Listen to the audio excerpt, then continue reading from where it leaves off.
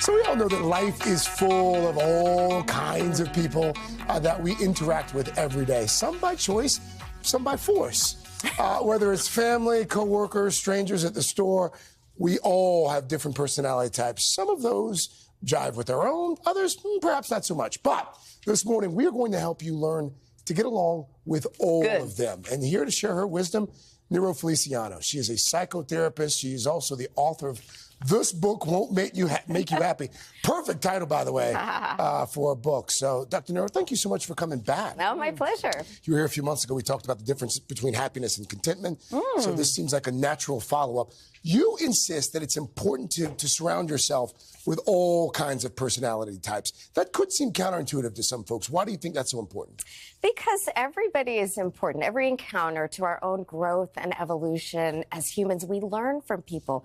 We just have to understand what their strengths are, what they're good at, and what they're not. And we live in a culture where when we don't agree, we tend to cancel. But we can't do that because what we know from our research is that we need each other. Our longest study on well-being, the Harvard Grant study, says relationships are the most powerful determinant of our mental and physical health. So it's important that we learn to get along. Good relationships, good mental health. That's right. You talk a lot about the need to set boundaries. Can you give us an example of what that looks like? Yes, boundaries are essential in teaching people our limitations so that we can stay compassionate and healthy in relationships. So it might be a time boundary. We know, okay, I can go out to dinner with this person, but maybe a vacation might be too much. Yeah, that's good. Or calling someone and saying, hey, I love you, but I can't go to your party tonight. I've been really busy and I just need a little downtime. It's teaching people what we're okay with so that we can stay connected in a healthy way. Those are good. That's good. Chanel Jones, I don't want to run out of time. So we're going to do how to deal with people who are optimistic and pessimistic, but not just a positive person, but to the point where it's for some people too much. Yes. So let's talk about dealing with someone who's an optimist. Yeah, optimists are great for boosting your mood. They can get you out of a negative situation, help you see another perspective, but they're not always great with empathy because they want to take you to that bright side right away. Yes. So you might tell an optimist your house burned down and they're telling you, well, you know, you wanted to renovate your kitchen, Yes. which it's true, right? It's true. No, it's true, but not in the moment. We might need someone who can, you know, commiserate with you. I think that's good advice. Support. Let's come over to the pessimist, and I will say to my fellow optimists out there, come on this side. Oh, wait, no, I'll come this way. That was a life lesson I learned. I had a family member who had chronic pain, and every time I called them, I would say, oh, but this, oh, but that, and then I realized, no, just listen. Just be there for them. All right, pessimists. Yes, pessimists, they don't get up in the morning saying, I'm going to bring everybody down. It's just the way they have learned to see their life through their life experiences.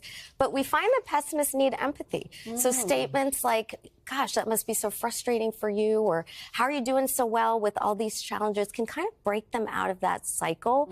But we do have to be careful because they'll suck you dry. Your energy. So we have to put boundaries around our happiness, around our joy, and that again comes down to what situations we can be with and time limits. Time limits. All right. So Niro, we all either work with or we have friends who are the gossipers, you know, and while it may be kind of a fun thing in the beginning, it can be kind of corrosive.